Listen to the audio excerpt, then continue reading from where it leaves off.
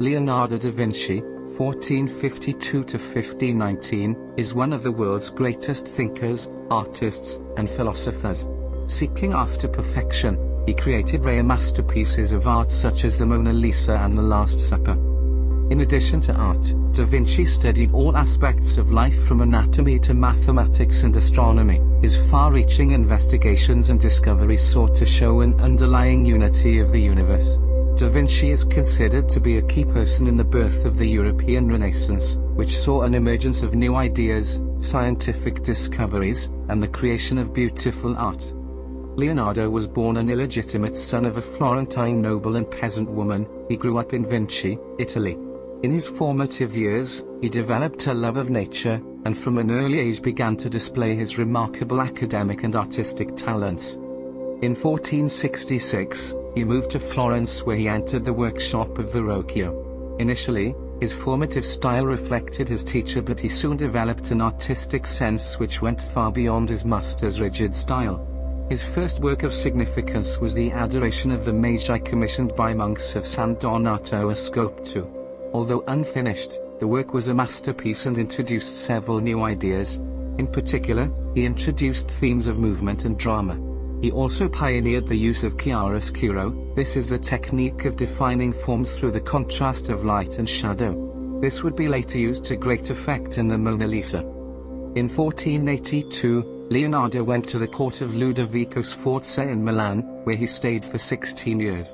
Here he continued painting and also branched out into other interests such as engineering and anatomy. During this period he painted the famous artworks Madonna on the Rocks and also the Last Supper. The Last Supper has been described as one of the greatest religious paintings. With Christ at the center of the picture, it embodies great feeling and emotion as Christ is about to announce his imminent betrayal by Judas. The painting is held at the convent of Santa Maria del Grazie, Milan, but unfortunately, over time the quality of the original painting has deteriorated, despite frequent restoration attempts. In 1499, his patron Sforza was defeated by the French invasion, causing Leonardo to return to Florence. During this period, he painted the fresco of the Battle of Anghiari. This artwork was to exert tremendous influence over future artists. However, it was never completed and was later destroyed. It was also during this period that Leonardo completed the Mona Lisa. The Mona Lisa is one of the world's most famous and intriguing pictures. The Mona Lisa is a portrait of a wife of a Florentine noble. For several days she came to Leonardo and sat for her portrait to be painted. However, she refused to smile. Leonardo even tried hiring musicians, but to no avail.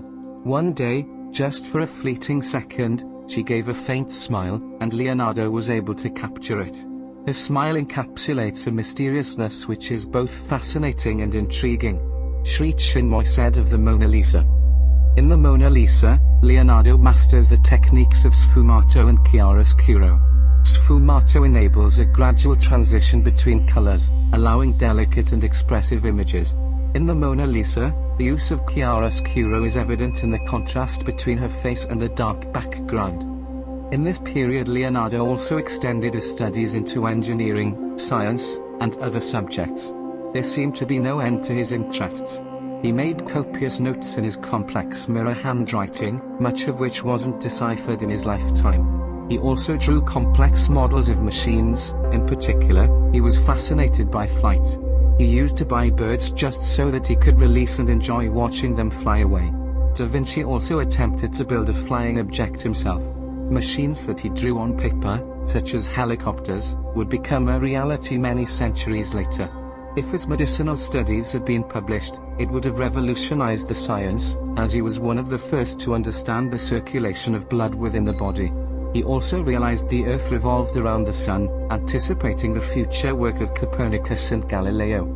Da Vinci was driven to contemplate all aspects of life in the world. It left him with great love and fascination with the universe. Through different fields, Da Vinci sought to see an underlying unity in the universe and took an optimistic view of human potential. This is a drawing of the proportions of a man. Da Vinci used earlier work and notes by the Roman architect Vitruvius. The picture combines art, man, and science, illustrating the beauty of geometrical proportions in the human form. It is symbolic of Da Vinci's work, and the Renaissance he inspired, to combine these art forms into one diagram. In the simplicity of a line drawing, there are many different factors brought into play. It has become an iconic image. Da Vinci's fame grew during his lifetime, though he was not a wealthy man and he had to rely on the patronage of his patrons. This included powerful men, such as Cesare Borgia, who in the early 1500s demanded Da Vinci design instruments of war. Da Vinci designed a crossbow, prototype tank, and machine gun.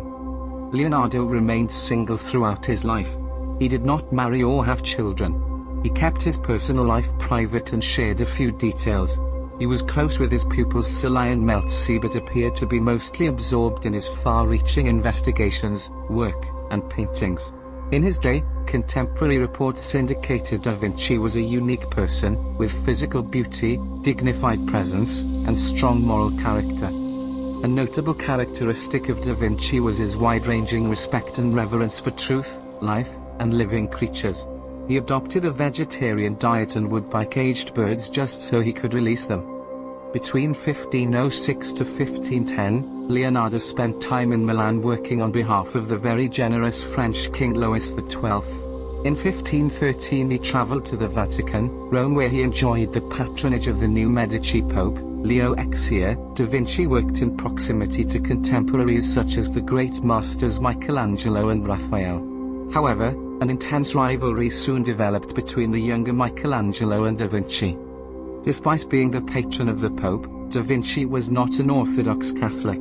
Vasari writes of Da Vinci that he was cast of mind was so heretical that he did not adhere to any religion, thinking perhaps that it was better to be a philosopher than a Christian. Vasari removed this quote in the second edition, but, from his life's work, we can see Da Vinci valued reason and was willing to question dogma passed down through the ages. Da Vinci wrote criticisms of the sale of indulgences by the Catholic Church. The religious paintings of Da Vinci also indicate a religious faith expressed in a nonconformist way. His Madonna on the Rocks incorporates a Virgin Mary, not dressed regally or surrounded with a halo, but simply dressed in the surroundings of nature. Da Vinci did believe in God, but his religious sensibilities were expressed by seeing God in art, science, and nature. Da Vinci was a great perfectionist. One reason why he completed so few paintings was that he never felt he had satisfactorily finished anything. In 1515, Da Vinci left to settle at the castle of Clou, near Amboise by the kind invitation of Francis I of France. Here Da Vinci spent his remaining years, free to pursue his own studies. He died in 1519, leaving behind one of the greatest body of artistic and scientific works.